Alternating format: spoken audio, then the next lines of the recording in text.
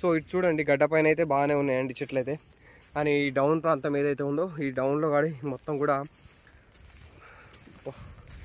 మీరు ఒక్కసారి నా పాదాలు చూడండి ఏ విధంగా పోతున్నాయో, ఇంతలా లోపలికి పోతున్నాయి. ఈ బురదలో వరి వేసుకోవాల్సినటువంటి పరిస్థితి అయితే ఉందండి. సో మొత్తం చెడగొట్టి వరి వేసినా కూడా బాగానే ఉంటుంది. ఇంత దారుణంగా మనకు దిగబడుతుంది, ఇలా దిగబడుతున్నాయండి కాళ్ళు అయితే. సో ఇలా దిగబడుతున్నటువంటి నేలలో మొక్క బతకాలంటే, ఇప్పటికి బతుకుతుందంటే గ్రేట్ అని చెప్పాలి దీనికి. ఎందుకంటే 10 రోజుల నుంచి ఏమరపాటుగా వర్షం పడుతుంది. సో చాలా మొక్కలు కూడా ఆల్రెడీ నాశనం అయిపోవడం జరిగింది. మీరు చూసుకోవచ్చు, పూర్తిగా పోవడం అయితే జరిగాయి మొక్కలన్నీ కూడా. Damage, full damage. ఇవంతా కూడా ఆ మొక్కలు వేయాల్సిందే. సో ఎప్పుడు ఊరటనిస్తుంది, ఎప్పుడు వేద్దామన్న ఆలోచనలోనే ఉన్నాను. కానీ వర్షం అయితే ఊరటని ఇస్తలేదు, నాకు వేసే టైమింగ్ అయితే అసలే దగ్గర రానిస్తలేదు తోట అయితే. అది